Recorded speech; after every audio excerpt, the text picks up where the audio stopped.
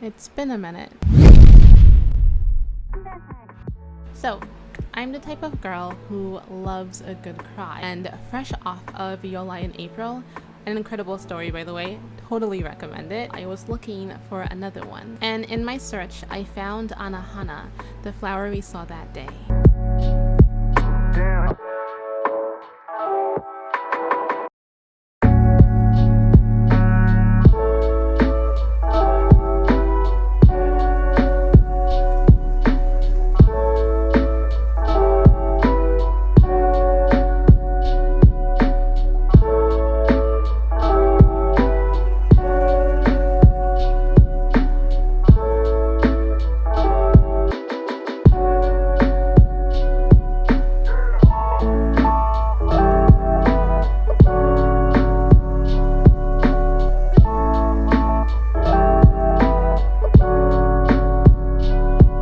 Anohana tells the story of 5 friends whose lives were completely changed and torn apart when their best friend and the glue that held the group together, her name is Menma, she dies. This event rips the group apart and breaks each of them in their own unique way. It also breaks apart this entire friend group. But when the aforementioned dead girl returns in the form of a ghost, she starts to haunt the protagonist of the story. His name is Jinta, by the way, and he is tasked with granting her wish so that she can move on in the afterlife. And as he works to grant this wish, it actually brings all the friends back together to help their best friend this one last time. Okay, we have the premise. But I'm not gonna lie, I was really disappointed with this story. If you loved this story and you came here for praise and admiration, you are on the wrong video. Click off now. I'm telling you right now, I did not like this story at all. What can I say? I'm a tough critic. But I want you guys to know that I'm not here to offend you or shit on the show that you love. Like I said, if you do not want to hear criticism for this show, you think it's completely perfect, definitely click off it now because it's gonna go downhill from here. And then after ripping it apart, I'm also going to script doctor it because I like the premise and I kind of want to change the story a bit in a way that if I was given the script, how would I plan out the story, if that makes sense. So if that's something you're into, stick around. So first, let me get into my critique. I know there is a huge fan base for Anohana that swears by its themes of love and friendship and overcoming trauma, but for me this just all fell flat and left me feeling nothing by the end of the final episode. A quick recap for those of you guys who don't know, Anohana, like I said, is about 5 friends who were best friends when they were younger. I believe they were 10. And one of them, the glue that held them together, Menma, she drowns. And this traumatic incident causes the friend group to drift apart. The story takes place 10 years after this event. Now, I think 10 years after is way too long of a time frame to have in between the beginning of the story and the start of the story, but I'll touch more on that later. Right off the bat, it seems like our 2 girls, Sudoko and Anaru, are the least affected by this event. It honestly seems like they weren't affected at all, and I honestly question if they even were friends with Menma to begin with. These 2 girls seem to only be in this friend group for the sole purpose of getting closer to their crush. Sudoko with Yukiatsu and Anaru with Jinta. Even by the end of it, these 2 girls say that the only reason they want Menma to go to heaven isn't because they are friends with her, isn't because they want to see Menma have a happy ending. No, it's so that they can get closer to their crushes, which was such a punch in the face for a story that I thought was supposed to be about friendship. And I think that's the biggest critique I have with Anohana, is I went into it thinking that this was a story about friendship, about friends coming together, overcoming a tragedy, and becoming stronger because of it. But honestly, none of these people seemed like they were friends beforehand, or that they would be friends after Menma's passing on. I honestly question why Popo, Anaru, Sudoko, and Yukiatsu were even a big part of this story when one, Menma's wish was directly tied to Jinta. Jinta was literally the only person that could see her until the very end. And it honestly seems like none of them really changed in terms of friendship by the end of the story. I promise you, a month from now, these people will not be talking to each other. They will be in the same exact spot they were at the beginning of the series. And honestly, I think that's why the ending rang so flat for me and I felt nothing when they had that tearful goodbye to Menma, because in the back of my mind I'm thinking, are these people even friends? And it's the same thing with Yukiatsu. It seems he was only here to be with Menma, and him and Sudoko were only friends because Sudoko worked so hard to be close to him because she liked him. It made me think, if Sudoko didn't put in all of this effort to be close to Yukiatsu, would Yukiatsu even be around her? The entire friend group was selfish, I want to say, with the exception of Popo, and I don't think any of them overcame that selfishness by the end. I think them sending Menma off fulfilled something within themselves, if that makes sense. Aside from the friendship aspect, I know I'm going to get a lot of hate for this, but I also don't believe that Menma is so much of a strong character that this group of friends would have this reaction to her while she was alive and also when she died. Let me explain what I mean. So like I said, Menma was the center of this friend group and the glue that held them together. I honestly would like to argue that these people would not speak to each other if Menma wasn't there, pulling them together. She's like their center, their gravity. Now, she might be waifu to you, but I am not seeing her have the charisma, the character design, the personality, anything that would warrant such a strong response that would pull people to her. In all honesty, I see her more, and I'm gonna touch on this later on in the video, but I see her more as like the little sister type, like the cute one who you're like, "Aw, so adorable." But I don't see her as like the person who people are drawn to, the person who people fall madly in love with, the person who would lead two boys to fight over her. She doesn't come off as this character to me. I'm not sure if that makes sense. I'll give you an example. So in Gossip Girl, we have Serena van der Woodsen. Now, I am not a fan of her, but I think that's for a different video. But nevertheless, she is the it girl. She's beautiful. She's charismatic. She's friendly, she's bright, she has this aura about her that pulls you in. Even if you don't like her personality, there's something about her that you understand why this is the it girl. You understand why people fall in love with her. You understand why she can float through life, because she is just that girl. Now, coming back to Menma, I don't see her that way at all. I see her as, going back to our Gossip Girl example, more of a Jenny Humphrey, the little sister, the cute one, the one that kind of fades into the background. She's still your friend, but she isn't the center of your world. And that is how I saw Menma. I truly don't believe that she is the type of person that can hold an entire friend group together. So seeing how each person felt about her, especially the jealousy coming from Sudoko and Anaru, and the love, the intense love coming from Yukiatsu and Jinta, Yukiatsu a lot more than Jinta, I just didn't believe it. And it really took me out of the story as to why each character was having this intense emotion and jealousy directed at Menma. It just wasn't believable to me. On top of this, I don't believe that this group of friends would, one, come together, back together 10 years later, or would even still be thinking about Menma 10 years later. And I know that's a bit mean to say, and I will touch on it later in this video. It's just that big time leap of 5 years. I'm saying 10, it was 5 years. Still, that big leap of 5 years, I think it's too long to wait to have these emotions still be simmering.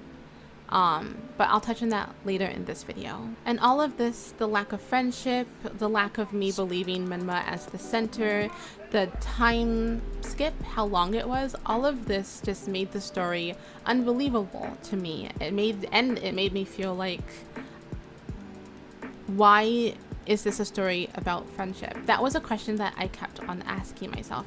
And is this even a story about friendship? Maybe I misunderstood it. Maybe this was supposed to just be a love story with Menma and Jinta, which I would believe more. Am I making any sense? But all of this led me to want to change the script. If I was given the script, what would I do? With that being said, let's run a script doctor. We're gonna open up on the hideout. It's going to have just been built, so they just completed it this summer. I'm also going to age them up, but we'll get to that. So our 6 friends are ecstatic. They have just completed this in one summer all by themselves, and they're talking about that. They're really excited about it. So again, they will also be aged up. I believe they were 5 when Menma died in the original, but in my version they're going to be 14. I believe this is how in Asian countries the school system works. I'm in America, so I think I googled it and this is what it said. So they're 14 now. They're not 5, they're going to be 14. This is the summer before their last year of middle school. Correct me if I do not have that right. So with the completion of the hideout, Menma, she says she wants to play a game. So this is all happening in the flashback. Menma says she wants to play a game. And the group, they groan. They're like, ugh, great. Because they know very well what game Menma wants to play. So Menma persists, and Popo, who is 2 years younger, so he's going to be 12. And he has a very, very soft spot for Menma. And so he is like, no, let's play. Like, come on, Menma said it. Like, let's go. Let's play this game. And so the rest agree. Draw sticks, and Yukiyasu, he's left with the shortest one. Yukiyasu, he starts to count 1, 2, 3, 4, and then after that he goes out and finds all of them except Menma. She is and has always been the best hider after all. So after giving up to find her, the 5 friends gather around and shout, Menma! Menma! Where are you? After a beat, she calls back, right behind you. They turn around, she's kind of smiling slyly. And then they shout to her, we found you! She kind of giggles and she's like, you found me. After she's like, you found me, we see the sun setting and we're left on the image of a white shoe by the blue bay. Flash forward, it's 1 year. 1 year. This story is going to take place 1 year after the event of Menma's death. Like I said, I do not believe that these people are still thinking about this. Please do not comment. I understand how trauma affects people. I understand that people will be thinking about the death of a loved one till the day they draw their last breath. I understand that. I just don't believe that 10 years later, this is how this group of friends reacts. So, in this revised version, it is 1 year later. So I'm going to take a pause from the story because, like I said, I don't believe that Junta and Yukiyasu, oh my goodness, I hope I'm saying that name. I can just Google it, but I don't believe that Junta and Yukiyasu were in love with Menma. So I'm going to change Menma pretty much completely. She's going to be an entirely different character. So this is how she's going to be for my version of the story. I'm completely taking away her childlike outlook on the world, her naivety, her tears every 3 seconds. This is gone. This is also not going to be her character when she was a child. Because I know a lot of people are going to be like, oh, she acts like this because even though she's aged up, she's still 5. Which I also think is kind of weird, but anyway. Even as a child, that will not be her character. And I'm doing this because I do not believe that this type of character, the Menma in the original, I don't believe that she is a strong enough character to be someone that holds an entire friend group together. So this Menma in this reversion, she is going to be beautiful, not cute. She's gonna have a bright smile and kind, knowing eyes. We're gonna keep her white hair, because I really like that. But instead of it being straight with bangs, it's going to flow effortlessly down her back. She's this type of girl. She is going to be confident, not a crybaby. She's going to be extroverted and has a tendency to stick her nose into places it's not needed. And all of this is why she is the center of her friend group. She is the mother. She is the one that you cry with. She's the one that kind of knows, kind of sees when you're hurting, when you're happy. So now that we know who Menma is, we can continue. So I think the opening of the show is fine, so I'm not going to change it too much. I like how Jinta is super annoying, and yeah, I think Jinta's personality fits for the protagonist of the show. But instead of Menma climbing all over him throughout the opening, we are going to open on him playing video games. He's still going to be doing this, but Menma is looking through his stuff. As she's looking, she's making these sly comments. We're gonna see a hamper full of dirty clothes that are like spread across the floor. We're gonna see an unmade bed, dinner from last night that's only half eaten, comic books like spread all over his desk. His room is pretty much in disarray, and you kind of get the feeling that it's been like this for a while. So Menma, she's looking at the hamper across the table. She's making these sly comments. But Jinta, he's not even acknowledging her. He's just playing his video games. Maybe even like talking a little bit, like, oh, I missed that shot. Oh, I just lost. To kind of zone her out. He's ignoring her. And then she makes a comment that makes him lose the game. So he's like, game over. It flashes across the screen. And so this makes him snap at her. And so he's going at her, and then he stops. And there's like tension, and he turns and he starts walking downstairs. Menma, a bit annoyed doing this, starts to follow him. As he's walking to make himself breakfast, we see he passes the cabinet that holds the dishes, and his reflection shows. But Menma passes behind him and hers does not. So after this, the breakfast scene can unfold as it did. We see his father come in, ask for breakfast, and Menma is trying harder and harder to get him to talk to her. Now, I do not like whiny Menma, one. And I don't like that he passes out, because I think she like makes him come, if I'm not mistaken. I was like, yeah, we all need this. So I'm taking that entire scene out and replacing it with his father saying thank you for the food. She's trying to like move his dishes around, so it's kind of awkward as they're eating, because he's like, whoop. So she's trying to like move his dish and his like chopsticks around to get him to look at her, notice her. And so it's kind of awkward because the father doesn't see all of this. He just sees Jinta like moving his plate around. He's like, oh wow, this is like a new game. That's cute. His father is perfect. I'm not changing anything about his father. I like how he says things are cute. This annoys Jinta. He's like, oh my gosh, everything is cute. I like the flashback here. I think that was a good transition. So I'm gonna keep that space for the flashback. So Jinta's gonna be like, oh, it didn't always used to be like this. Like, he's thinking about this. And this leads us into the flashback.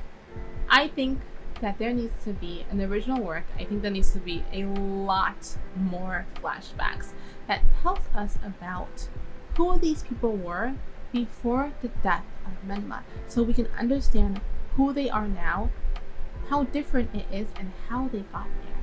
So this is the first of a lot of flashbacks. There's going to be a lot of flashbacks throughout this rewrite. This flashback is going to be really, really simple. I just picture them sitting around the open spot next to the hideout and eating lunch and like laughing to like a story Popo is telling. Just something simple like that. Just an idea to see how close they were and that they used to eat at this spot. Okay, so coming back to Jinta, he can see his father off to work and then turn to be faced with an annoyed Menma who asks why is he ignoring her. This here can lead into him giving the why is this happening to me speech, which can lead into talks about Menma's wish.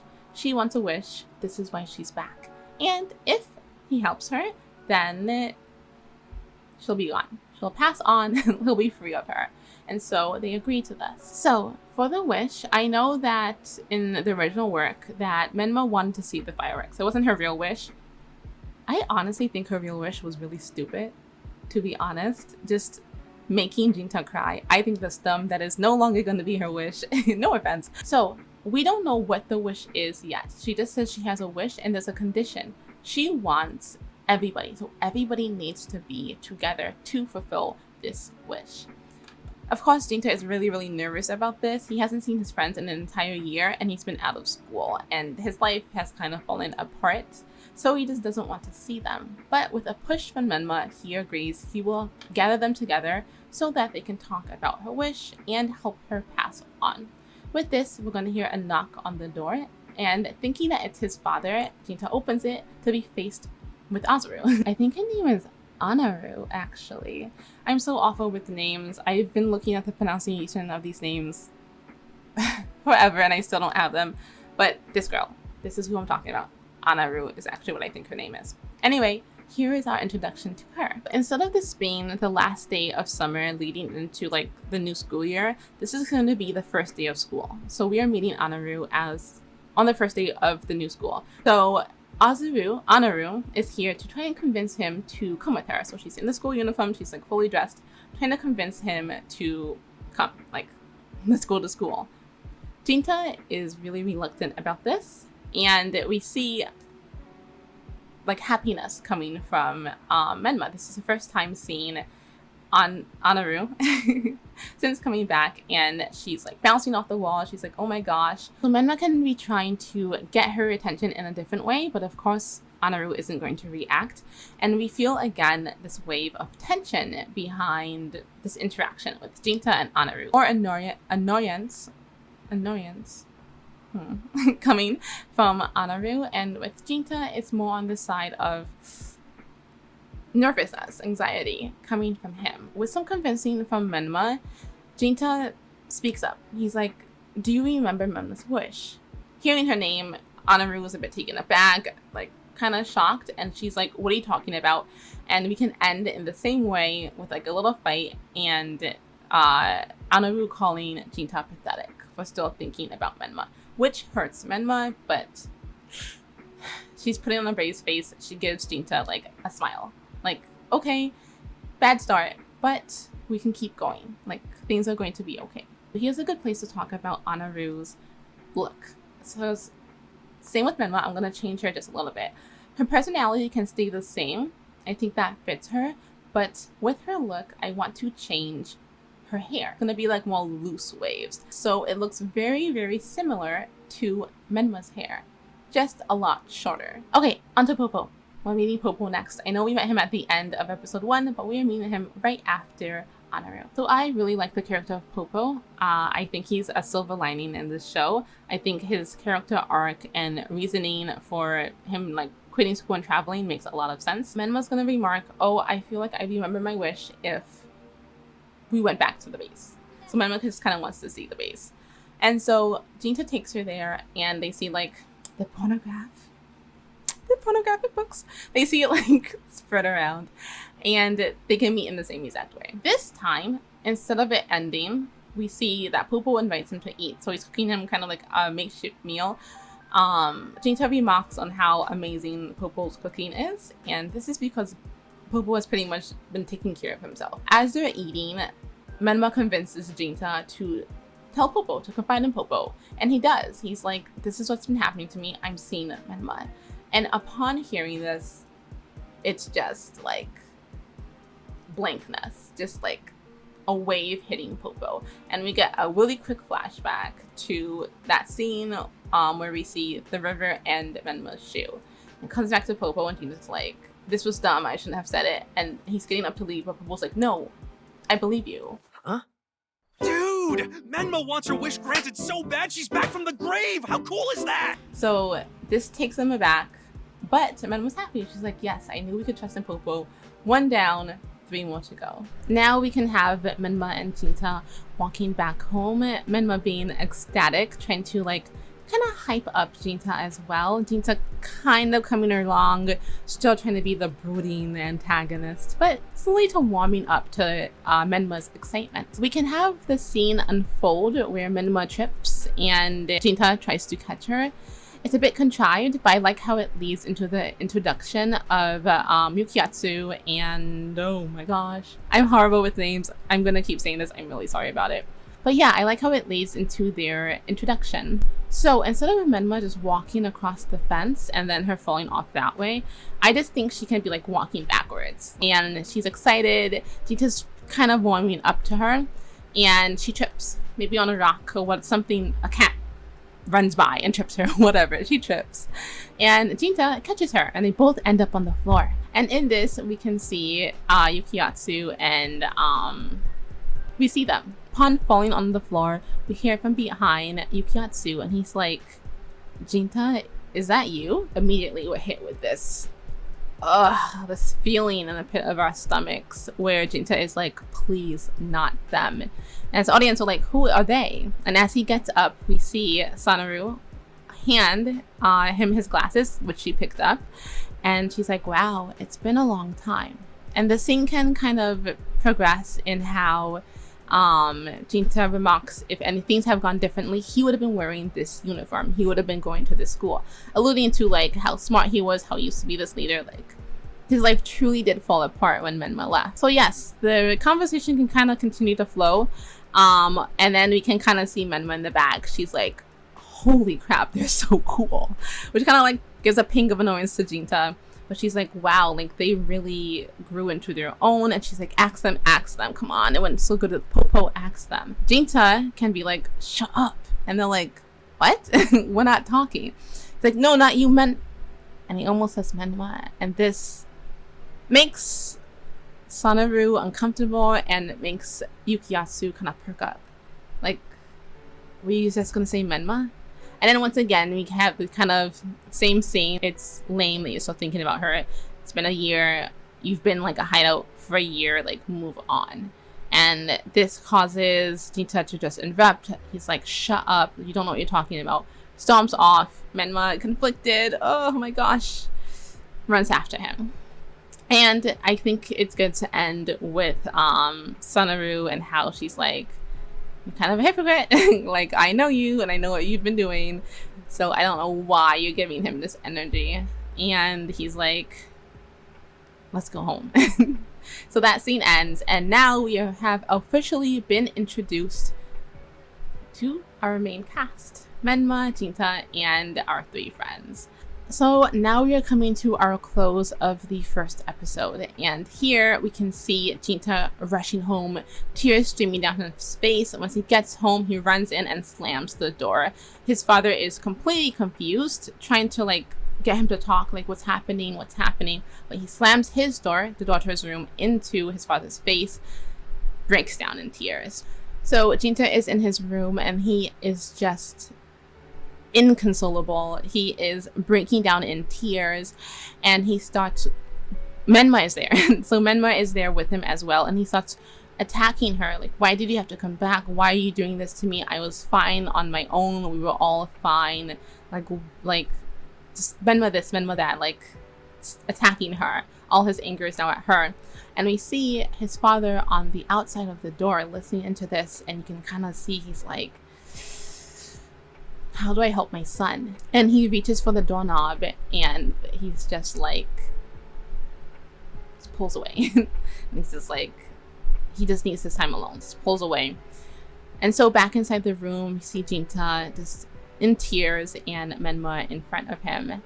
And with this, we can see Menma just fall into her motherhood role and just bend down and put Jinta in her arms, and she's like, I don't know why I'm here either, but we're gonna make this work. Like, I promise I'm gonna fix this. I have a plan. And this is how the first episode is kind of gonna end, with like this really sad, you know, the generic sad anime music in the background, Jinta in Menma's arms, and then also cutaways to like what all of them are doing, and then you kind of just get this feeling that they're thinking, like what happened today like really affected them, and like now they're thinking, they're like looking at the moon, they're like, I don't know, biting their pencil. It's a change has happened, and this is how we're going to end. And then again, the shot of the shoe, and then yeah, that's episode 1. Okay, I know that was super duper long and a lot of explaining, but it was just to set up the foundation, so now we can move a lot quicker. I just want to quickly establish how Menma's going to interact with the world around her. In their original work, we see that Menma, she's eating and she can make steamed bread, so she can touch things around her. There's even this convenient scene where Popo turns his head and Menma eats something, so Popo misses it. How convenient. And I'm just like, okay, if Menma can eat, if she can make things, why is it that she can't interact with everybody from the beginning? Why can't Menma do things to let everybody around her know that she is in fact there? I think that this would help speed up the plot a bit more and stop with the whole is she here, isn't she here, is she a delusion thing.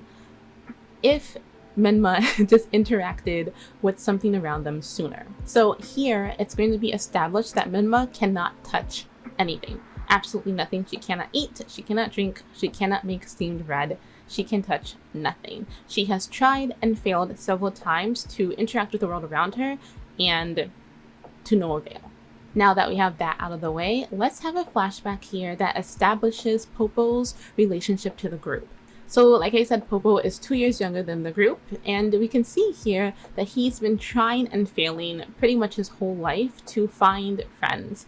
He tries with comedy, he tries to do tricks, kind of like Beast Boy. He has tried and failed many different ways to gain friends, mostly the comedic approach. We just see that the kids around him think he's a bit weird and off-putting and a bit too much. So he gets bullied, he gets pushed out of friend groups, and he's pretty much alone.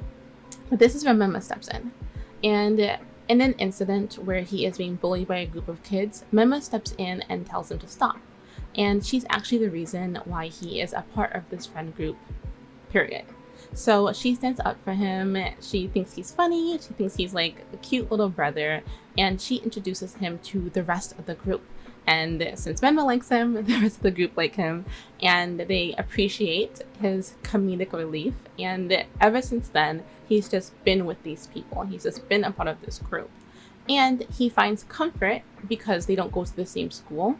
He finds comfort in coming to either Jinta's house after school to get the steamed bread that the mom makes, or coming to the base just to hang out with them, just to have people there who understand him, like him, and accept him.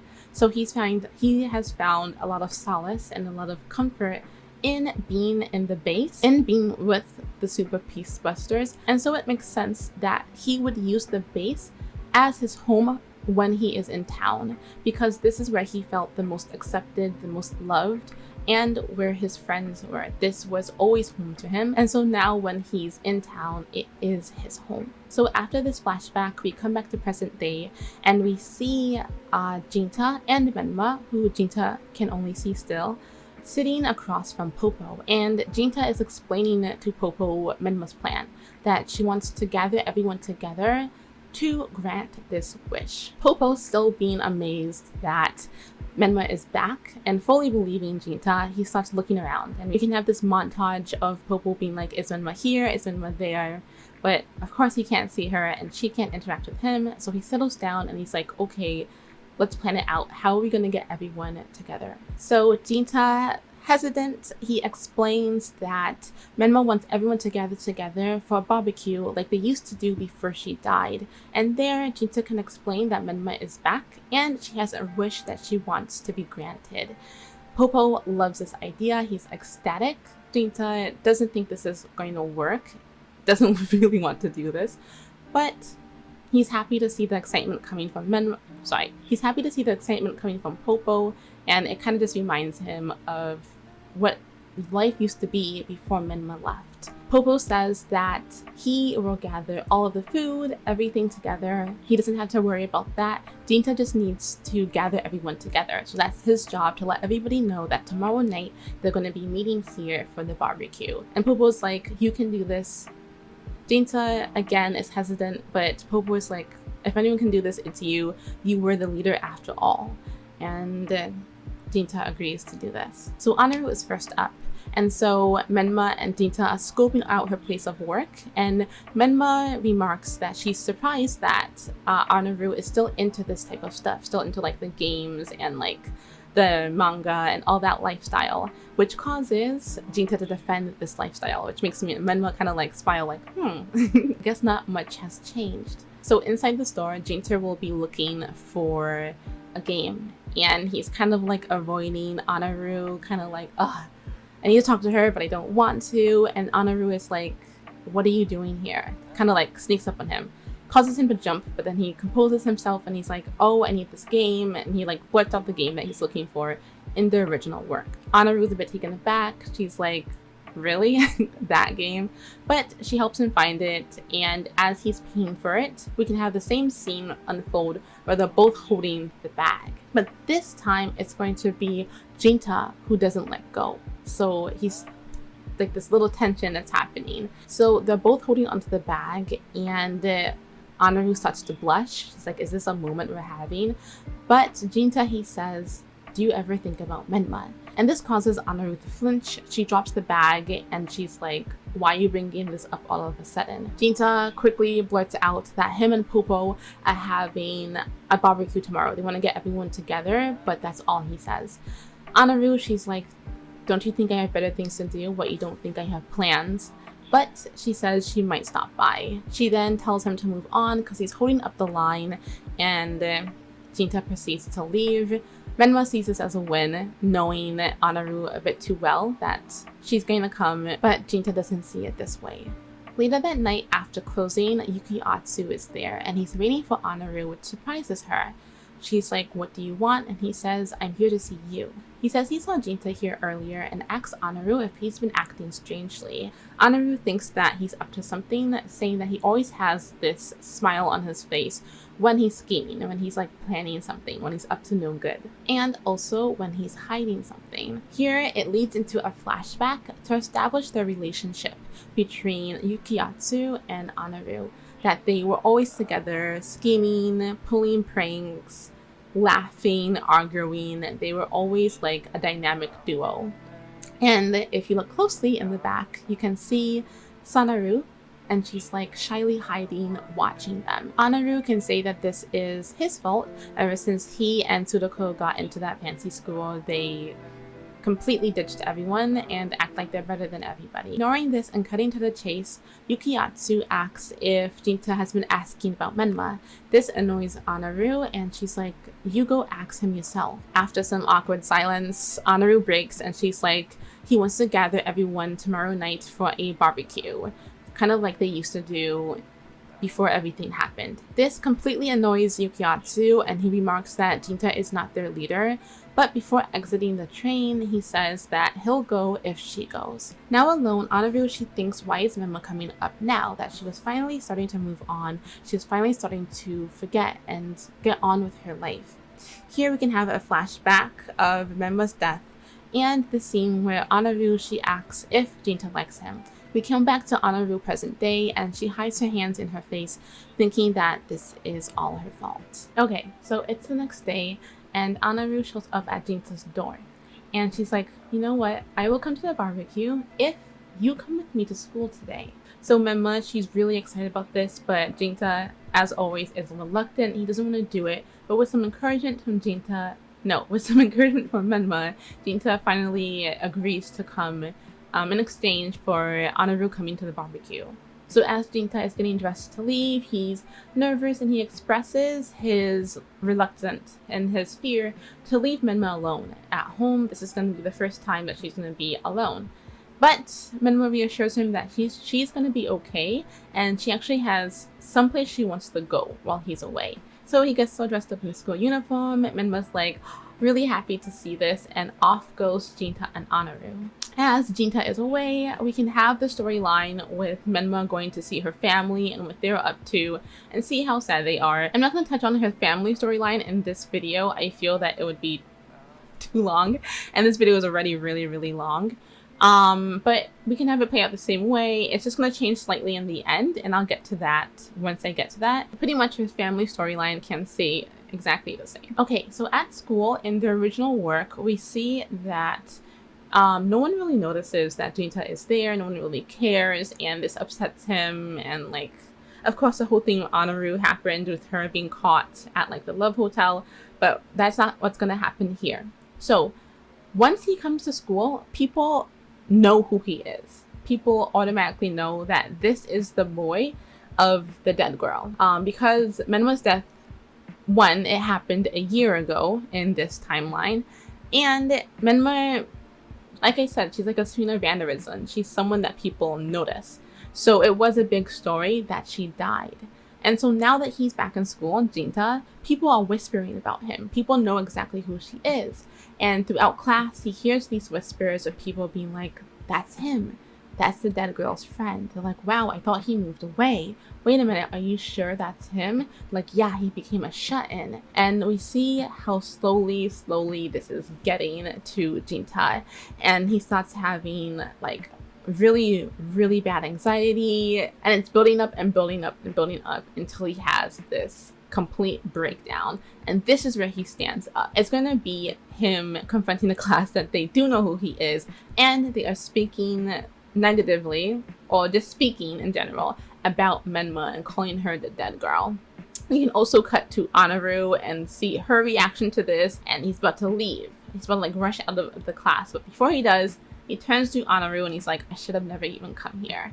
And then he just runs out, and we can see that this hurts Anaru. After school, we can be introduced to Anaru's horrid friends, and we can have this scene unfold where they are inside of the diner.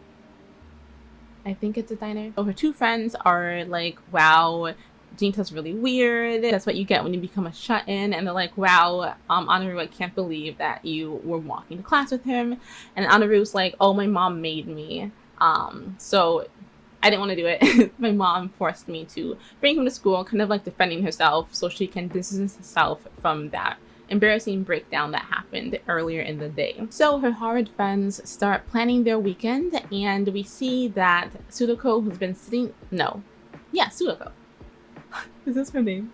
We see that Sudoko, who's been sitting next to them, she scoffs and she gets up and leaves. And this is when Anaru notices that this is her friend, or her ex-friend. But Anaru, she realizes that Sudoko has left her textbook, and so she grabs it to catch up with her and just talk. They haven't seen each other in a year, or talked to each other in a year, so she runs after Sudoko. When she catches up to her old friend, she's pretty happy to see her, but Sudoko does not share these same feelings. So Sudoko grabs back her textbook, and instead of saying thank you, she says, you can pretend that you don't know me when other people are around. We don't have to keep up this facade. Anaru says that she is just trying to be helpful, and what is Sudoko's problem? And Sudoko, she just says, you're still changing yourself to fit in, and it's pathetic. So Anaru is hurt by this, and she says, one, that isn't true, and two, Sudoko would never say this when Menma was around, and that they all used to be really close friends. Sudoko remarks that Anaru is starting to sound like Jinta, and that Menma isn't around anymore, so they all need to move on. So this causes Anaru to remember about the barbecue, and she invites Sudoko to this. And Sudoko asks why she would ever want to come to this. But with some venom in her voice, Anaru says that Yukiatsu said that he is going to be there. This takes Sudoko aback, and we can have a flashback here how Anaru and Yukiatsu used to scheme, and Sudoko was always in the back. Sudoko says that she might be able to make it, and she's about to leave, but before she does, she remarks on Anaru's hair, and she's like, nice hair. It reminds me of somebody.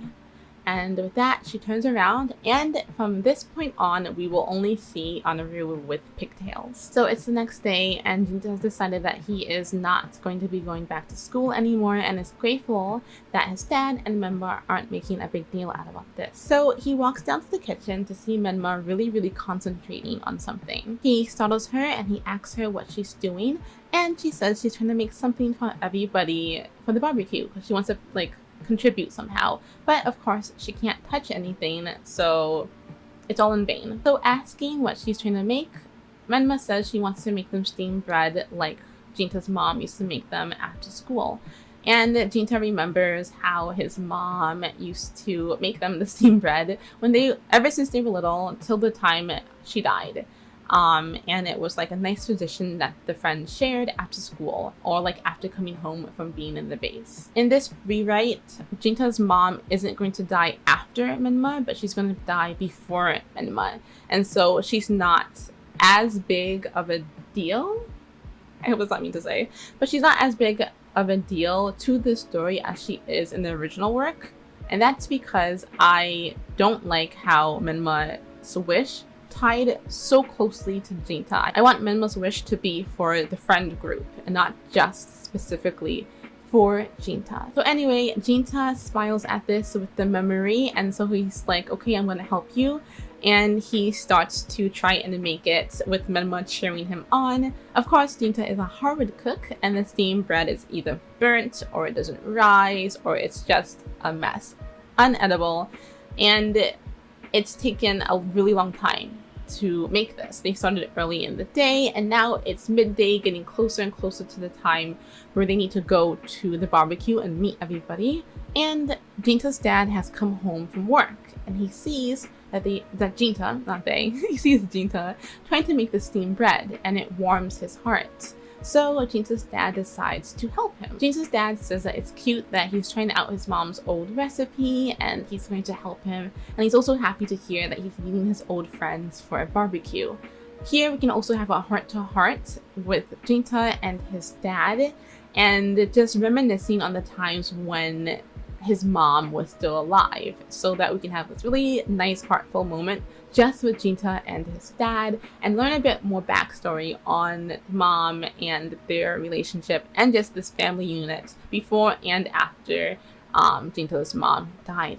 So at the end of this, the steamed bread is made, it's perfect and delicious, and they are ready to go off to the barbecue. So to Jinta's surprise, everyone comes to the barbecue, and it's a bit awkward as unresolved fights still hang in the air. Popo seems to be the only one who's actually truly happy to see everybody, and he's cooking for them, getting everybody ready. Unlike in the original work, everyone's not going to bring food. Popo supplied all the food, and he is getting to work making everything. After a while, Yukiyatsu, he asks why are they all here, and Jinta kind of freezes. All eyes turn to him, and he starts to speak about Menma and how she wanted everybody to come. Understandably, Yukiyatsu, Anaru, and Sudoko, they are extremely confused, and Yukiyatsu demands to know what he's talking about and what's going on. So Jinta says that he can actually see Menma, that she's back, and she wanted everybody to come and be friends again. And he also says that she's with them right now. This causes Yukiyatsu to grab Jinta by the collar and asks, how is it that you can speak about her like this? Like, what is wrong with you? But Popo stands up for Jinta. Sudoko asks Popo if he can see her too. Popo says no, but he believes Jinta, and this gets a typical from Yukiyatsu. Menma, as all of this is going on, is distressed to see just how far her friends have drifted, and now they're fighting because of her, and she's trying to intervene, but of course she can't touch or communicate. So this is to no avail. Menma begins to look around for some way she can help when she remembers something, and she screams at Jinta to look under the floorboards where they carved the Super Peace Buster name into the wood. Jinta blurts out what Menma has just said, and this just sends Yukiyatsu, who's about to punch Jinta. But Anaru knows what Jinta is talking about, and she immediately runs to the exact spot that was talked about, and she pulls out Menma's old diary that Menma hid inside of the floorboards. Anaru comes back, and she has Menma's diary in hand, and everyone is confused at this, until Menma snatches it from her. And we see that this diary and the pen that comes with the diary is something that Menma can touch. It's the only thing that Menma can touch. So Menma starts flipping through the pages, like finding a blank page to write on, and everyone is just shocked. They're stunned. They're like, what is going on? So no one can see Menma but Jinta, but they can see the notebook floating, the pages being flipped, seemingly by themselves, and also words being written on the pages. Menma writes that she is still there with them and that she wants them to stop fighting. Yukiatsu demands to know just what in the heck is going on from Jinta, and Jinta explains that he's been able to see Menma, she's been with him for a while now, and she has a wish that she wants them to grant so that she can pass over and go to heaven. Popo asks, like, very eagerly, what is this wish? And Menma writes down that she wants to see the fireworks with them. So from here we get a flashback of them before Menma died, and they see a poster of fireworks that happened, but they see the date and they realize that they had missed the fireworks show. But even though they missed it, Popo wants to see the fireworks. He's never seen them before, and he says they should do it themselves. Menma says this is a great idea, and she encourages everybody to come together and have a fireworks show at their super secret base. So they make a promise with each other that right before high school starts, or I guess middle school for Popo, but right before it starts, they're going to see the fireworks together and lead them into like a new era of their lives. And then from here, the flashback ends and we are back with the group in the barbecue. After the shock passes, everyone agrees to help Menma pass on, but there's still tension in the air as the group starts to disband and leave, and it seems like Popo is the only one who is truly excited about this. Before leaving, Sudoko asks Anaru how she knew where the diary was, and reluctantly, Anaru admits that she saw Menma hide it there once, kind of alluding that she used to watch Menma like all the time. So back at the base, it's just Menma, Popo, and Jinta here now. Everybody else has left. And Popo stares at the diary and he asks out loud, "Is it really you, Menma?" And she writes down yes in the diary. This causes Popo to begin to cry, but he catches himself, he stops himself from crying, and he puts on a big smile saying that he's going to do whatever it takes to help her to pass on. So it's the next day and Popo runs into Yukiatsu before school and they end up sitting down and talking for a minute. Popo goes on about how it's great to have Menma back and it's just like old times, but Yukiatsu wonders why it's only Jinta that can see her. Why did she come back for only Jinta? Popo jokes around that, oh, you know, her and Jinta had that special bond, which causes Yukiatsu to get upset. Popo quickly changes the subject from this, seeing that he touched a sore spot, and he's like, well, maybe we can't see her, but she can still communicate with us through the diary, so that's a plus for everybody. After a pause, Yukiatsu, he asks if Popo remembers the last day that they saw Menma and what was she wearing. Popo grows quiet trying to think, and Yukiatsu says that it was a white dress with a blue ribbon, and he remembers because he bought a present for her to match it. So here we get the flashback of after Anaru asks Jinta if he likes Menma, and Jinta runs off and Menma runs off after him. We get the flashback of what happens right after that. So Yukiatsu stops Menma and offers her the gift. But rejecting this, Menma goes and runs after Jinta, leaving Yukiatsu just standing there pretty embarrassed and sad. Yukiatsu says that he has to go, and before he does, Popo said that it was nice talking to him again, and that he really missed the group on his travels. Yukiatsu gives him a small smile and then heads off. Okay, so now we are with Jinta and his dad, and Jinta is asking his dad where he can get fireworks. Jinta's dad says he knows a person, but it's gonna come at a pretty penny, and so everybody has to get jobs to pitch in to get the fireworks from Menma. Switching gears to after school, we see the scene where Yukiatsu and Sudoko are shopping, and Sudoko gets mistaken for his girlfriend, and we see him buying like girl clothes. And where Sudoko's like, who are you buying this for? And he just smiles. So now night has fallen, and Anaru is getting ready for bed. And she looks out the window and she sees Menma there. She sees a girl with wavy white hair and a long white dress standing and looking at her. And she opens the window and screams out Menma, but Menma runs away. So now switching to Jinta's house, it's the same night, and Jinta is telling Popo what his dad says and how they all need to get jobs to buy these fireworks. Popo is excited and says that he might know a place where Jinta can get like a bit of extra cash, and also Jinta says that Anaru could also get him a job at the place that she works at too. As they're talking, Jinta hears a scream from Popo and Jinta asks what's wrong, and Popo says that he just saw Menma. Of course, Jinta is confused by this because he looks to his right and he sees that Menma is asleep right beside him, and he's like, wait, what do you mean? So before Popo can answer, there's a knock on the door, and it's Anaru. And she said she saw Menma earlier in that night, and she looked to be heading towards the base. Jinta is really confused and wondering if there's two Menmas, because Menma, again, is asleep upstairs. Anaru says that she called the Sudoko and let him know, and Sudoko's heading over to the base. And so Jinta and Anaru, they sneak out to see what's going on. But before the scene ends, we see Menma standing in the corner listening to what is being said. So Anaru and Jinta meet up with Popo, and he explains to them where he saw Menma and the white dress she was wearing. From behind, we hear Sudoko, and she asks if the white dress had a blue ribbon on it, and this startles everybody. Popo says, don't sneak up on us like that, but he says, yeah, he thinks that the dress did have a blue ribbon. So Sudoko frowns, and Jinta asks what's going on, what's wrong, but before she can answer, Anaru points and she says, look, there's Menma, and we see a glimpse of her dress disappear behind the trees. So of course everyone is rushing in that direction and trying to find out who this second Menma is, but after a while, they become lost, and they have lost the second Menma. Annoyed by this, it's the middle of the night, and school is the next day. Sudoku stops, and she calls out for Yukiatsu to stop this, and that she knows it's him.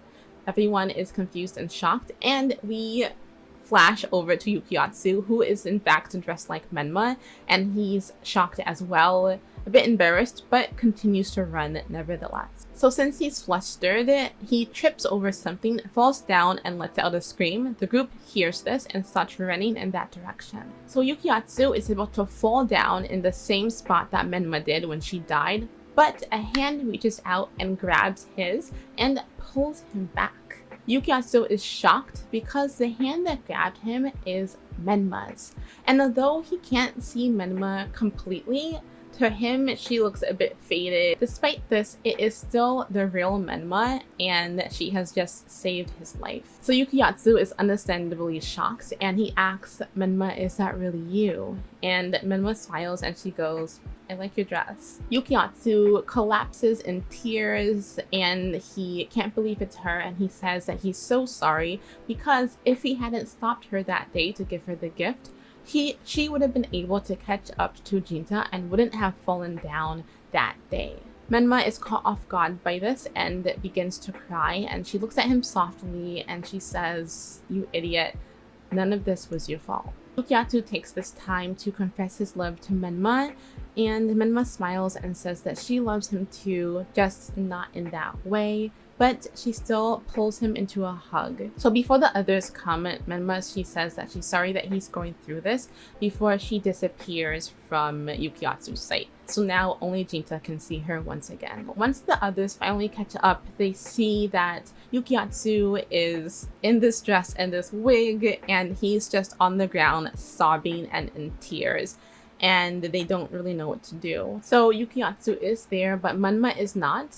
And we cut over to Menma back in the base. She had made her way there while the others came to gather Yukiatsu, and she's just in the base in tears, wondering if it is okay that she came back, if this is beneficial and helping her group of friends. Wow, okay, so this is taking a lot longer than I thought it was. So I'm gonna start cutting out scenes that I don't think is that important to the finale of the story, and just hopping to the scenes that will help us understand the finale better. So let's skip over all of the little fluff scenes where they're either working or like making fun of Yukiatsu. That stuff still plays out, but we're just going to touch on the important scenes to help us to understand the ending better. So everybody is working in their own way to get the fireworks ready. Menma's family is not going to be present during the fireworks. Their conclusion will happen in a different way that I'm not going to touch on in this video. Leading us into the finale, Sudoko is sitting with Yukiatsu, and they're talking about the cross-dressing incident and how Yukiatsu wants Sudoko to call him out, but she isn't. As this conversation is playing out, we see Anaru, just Anaru, not with her friends, see Anaru step off of the train and head somewhere. This prompts Yukiatsu to get up and chase after her. Once he catches up with her, he tells her that he has a plan that he wants her to help him with during the fireworks show, something from Menma. So once again, Yukiatsu and Anaru are scheming. some people never learn their lesson. Leading us into the next day, we're gonna have a flashback to set up the scene. So Menma, Sudoku, and Anaru are having a girls' day out, and they're going shopping.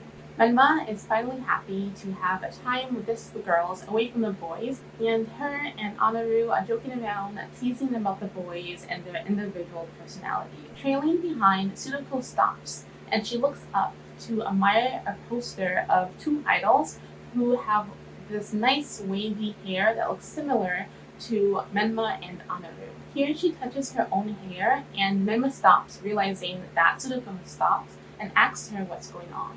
Okay, it should be fixed. So getting back on track, Menma, she stops and she asks Sudoku what's wrong. Sudoku admits that she's thinking of changing her hair, and Menma says no, that she loves her hair. It's black as ink and super straight, and if anything, she should grow it longer. With that, they continue on with their day, and we come back to present day, where Sudoku is at Anaru's store, and she says that she found a gig for them to help save up for the fireworks. Anaru is surprised that Sudoku is talking to her, let alone wants to hang out with her, but she agrees to help out with the job that Sudoku has found.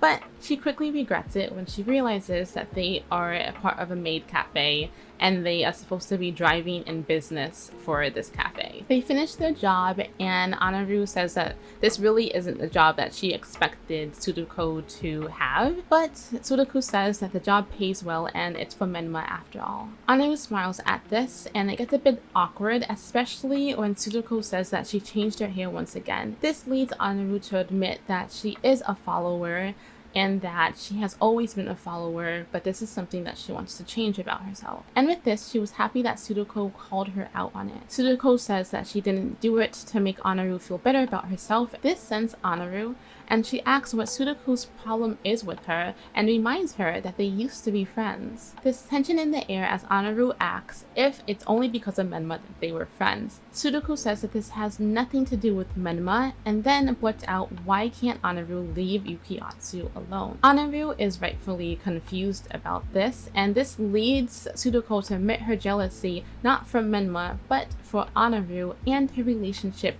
with Yukiatsu. It was never Yukiatsu and Menma that were together, it was always Anaru and Yukiatsu, and Sudoku has always been jealous of this. She wanted that close relationship where they could fight and bicker and scheme, but it was always Yukiatsu and Anaru. Anaru says that she has nothing to be jealous about, that Anaru always admired her and Menma because they were always so assured about themselves. They always had high self-esteem, and people actually expected them to succeed, unlike her. Now, intercut with this, we're gonna see that since Jincha is away at work, Menma has taken it upon herself to just travel throughout the city, and she has stumbled upon Anaru and Sudoku.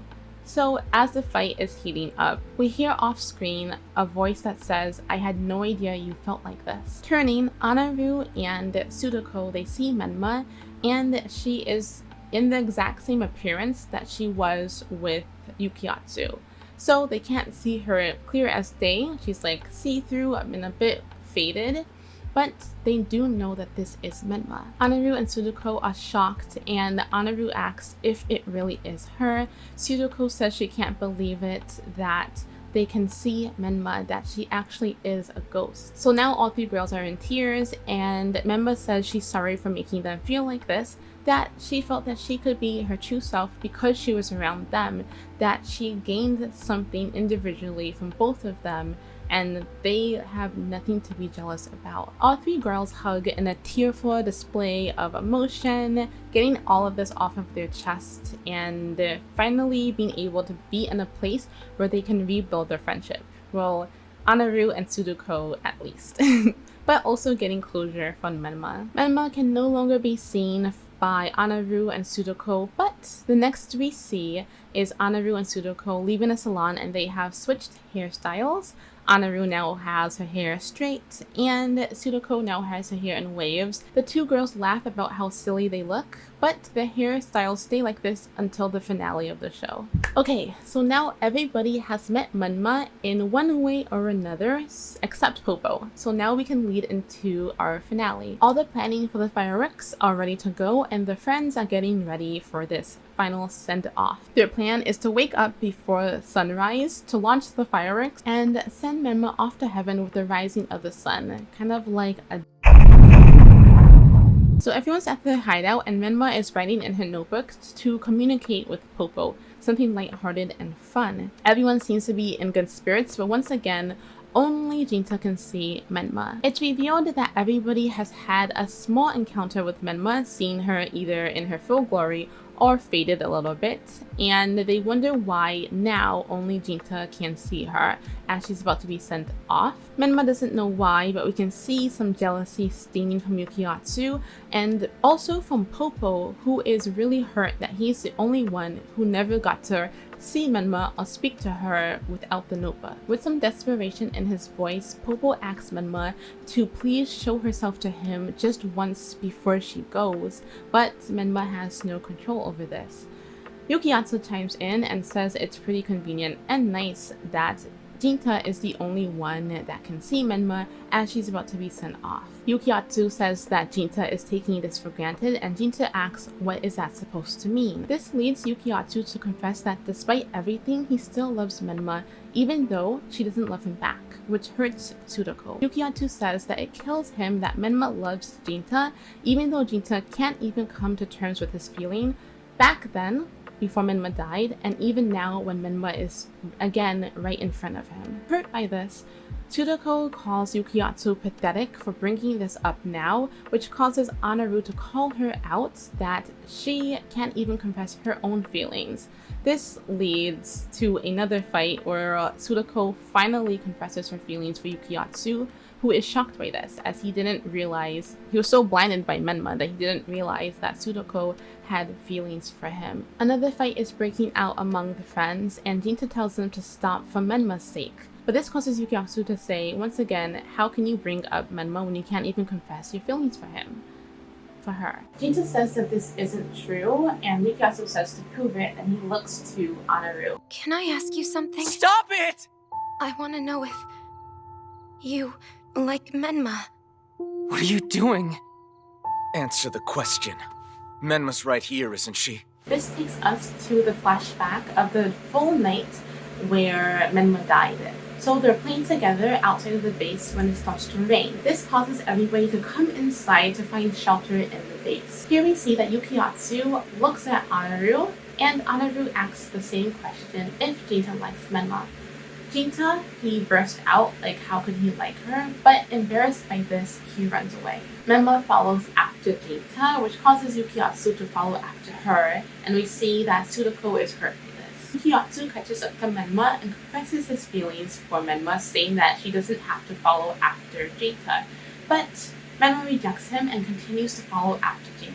The flashback ends and Jinta still can't confess his feelings for Menma, causing Yukiatsu to call him pathetic once again. But this time Popo cuts him off and is furious with his friends. He says how can they make this day, the day that's supposed to send Menma off to heaven, about them. He asks them what type of friends are they, which causes everyone to become embarrassed. He says, yeah, okay, you guys may have messed up in these small ways, but can you imagine not doing anything at all? Popo is now in tears, he's like shaking, everybody is confused, and this is when Jinta notices that Menma isn't in sight, he cannot see her, and actually throughout this whole entire fight, Menma hasn't been around at all. And he notices that Menma's diary is now on the ground. Jinta brings this to everybody's attention that Menma is no longer with them, and this causes Popo to become neurotic, he's stressed out, and he starts thinking, did he miss his chance to send Menma to heaven, that he has to find her, that he has to apologize, that like this can't be it, and he says they need to find her and rushes out. The group rushes out after him, but he's too far ahead, so they decide to look for Menma on their own, so they're calling out Menma's name, looking throughout the woods, just trying to find her. In the midst of this chaos, you can have a lighthearted moment here. Let's say it's where Anaru's eyelash comes undone and they all make fun of her because of it. Popo is not with them this time, but the group of four in this lighthearted moment can finally begin, at least start to apologize to each other for their actions and how they have treated each other for the past year. So instead of them crying about how they did Menma wrong, Let's take a time here for them to apologize to each other on how they treated each other in Menma's absence. They become a bit more serious when Jinta says that Menma has done so much for them, so now they have to come together and work together to do this one last thing for Menma. Everyone agrees to this, and this is where fireworks start going off in the background. Thinking that this is Menma, the group of four rush to the spot where the fireworks were supposed to be set off, only to find Popo. He's there in tears, he's completely out of it, distressed, and he's the one lighting up these fireworks. They ask Popo what he's doing, and he can't be lighting the fireworks in the state that it's dangerous, but Popo isn't listening. He says he has to do anything to get Menma back, that she can't leave like this, and once again he has to apologize to her, and he has to see her. The group is trying to get him to stop, but he's inconsolable, and he keeps lighting these fireworks. The boys try to grab onto him, but he pushes them away, and finally he just explodes on them. He starts yelling at them. He starts saying, "Don't you get it? Menma didn't come to him. Menma didn't show herself to him because she doesn't forgive him, and she'll never forgive him." The group is really confused by this, but this is where Popo finally confesses that he saw Menma that night. He saw her fall into the river, and he did nothing to help her. I saw that day, Menma. I saw her. Now here we can get the ending flashback of the night that Menma died. So after Menma had run off to find Jinta, we come back to the base and we see that Popo is angry. He says that what they did was really mean, and he goes out into the rain to run after Menma. So he's running and running and running, and he finally spots her. He's higher up on the hill and she's lower down. So he calls out to her, he goes, "Menma," and this causes her to turn. And since she's running and she turns to look up, this caused her to slip.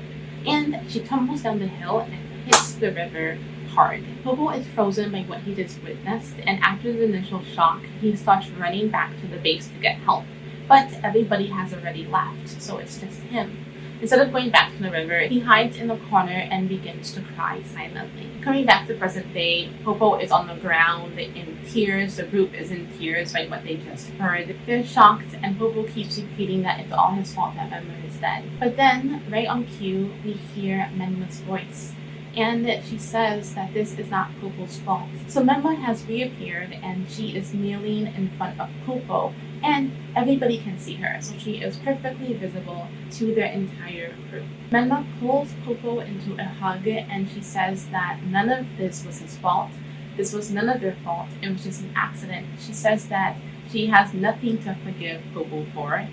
What was he expected to do? And that she holds nothing against him. He says that how awful it is that Popo had to witness something so tragic that she doesn't blame him or anyone for what happened to her, that it was an accident and nothing more. She then stands and gives a speech about how they see her as like this great person, speaking of light, but she truly felt like nothing before she met them. How she makes them feel, they made her feel like the same exact way. She truly saw these group of friends as her family. She says that she wishes that they could see themselves as she sees them, and that she is a better person because she has known them. Instead of writing on a piece of paper how all of them is to her, she's just gonna say it. So for Sudoko, she says she loves how insured she is. For Anaru, she says she loves how caring she is. She says she loves how determined Yuki Atsu is. She says she loves Popo's spirit. And for Jinta, she says that she loves him. She then makes all of them promise to put all of this silliness behind them and to come back and be friends like what they once were. Here, Jinta finally admits that he loves Menma, and this causes Menma to burst into tears, as this is something she's always wanted to hear. And the group is smiling because of this. As the sun is rising, Yukiatsu, he smiles and he says, "Well, it looks like we found everybody but one." And knowing what this means, the group smiles and yells at the top of their lungs. They go, "Menma, Menma, where are you?"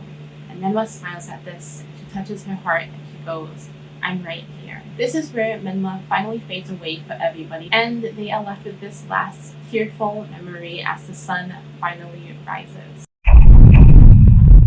Okay, so my audio is going to be complete trash. Sorry for that. Hopefully the ending was audible.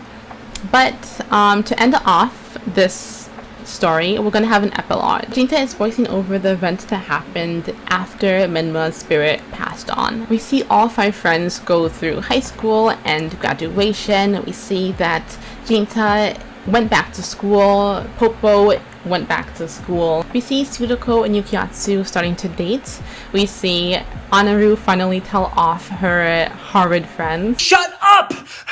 Mr. Stevenson, you may be able to cancel the spring fling, but we can also cancel you, you uneducated, unethical, just downright rude criminal! He speaks. We see that at graduation, all of them are going to be separating, but they promise each other that they're going to keep in touch. And every year on Minma's birthday, they're going to gather together in the same spot as the base, and they're going to have a barbecue. And we see that they kept this promise. So we're going to have a montage of them growing old as they come together each year to have this barbecue. So they're coming together for an announcement that Tsuruko and Yukiatsu are getting married. They're getting together for an announcement that Anaru and Jinta are getting married. For like Tsuruko getting pregnant, for Jinta getting a girlfriend, for their kids playing together at the base. So they truly did keep this promise that they were going to be friends forever. And we see that they grew up together, and yeah, they're still talking. Yeah. And us? We're good. That flower made a wish. And we're going to keep it. And that's pretty much how this ends. Wow, this was incredibly long. But okay, anyway. Okay, so that is my script doctor on Anohana. I don't even know where to go from here. Yeah, I don't know. After watching Anohana, I really just felt nothing. I know that this is like a favorite show for a lot of people. So if you like it, again, no hate on you. I can understand how people like this. I just felt nothing from this show. And I definitely didn't believe that these people were going to be friends after Minma passed on. I didn't think they were friends during Minma being there, and I didn't think they were friends beforehand. So that was something that really, really disappointed me, and I think that really made the ending when Minma passed on feel like nothing, because I felt like nothing was gained throughout this journey, aside from the fact that Jinta came to terms with his feelings.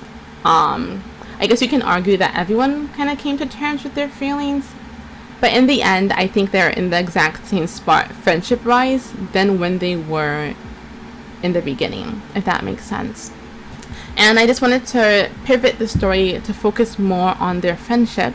And the reason Minma came back wasn't just for Jinta, but it was for the entire group. And I also wanted a sense that this group was friends. Even if it is that they were only friends because of Minma, I wanted it to be that when Minma left, they would still be friends, if that makes any sense.